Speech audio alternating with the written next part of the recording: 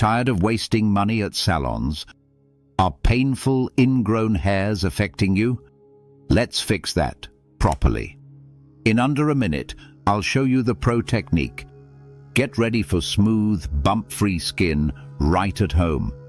First, start with hard wax beads. They grip hair, not skin. This means a safer, cleaner result for you. Next, make sure your skin is completely dry. Moisture causes breakage, which leads to ingrown hairs. Now, apply wax in the direction of hair growth. Leave a thicker edge for easy removal. Remember, never pull upward. Pull fast and parallel to remove hair from the root. This is crucial for a clean finish. After pulling, press your hand right on the skin. This instantly calms the skin and reduces irritation.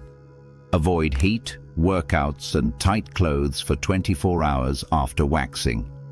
Your skin needs time to settle. After 48 hours, start gentle exfoliation. This is the secret to preventing those pesky ingrowns.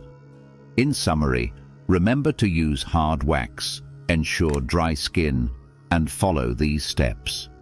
Subscribe for more skincare tips and tricks. Don't forget to comment your biggest waxing mistake.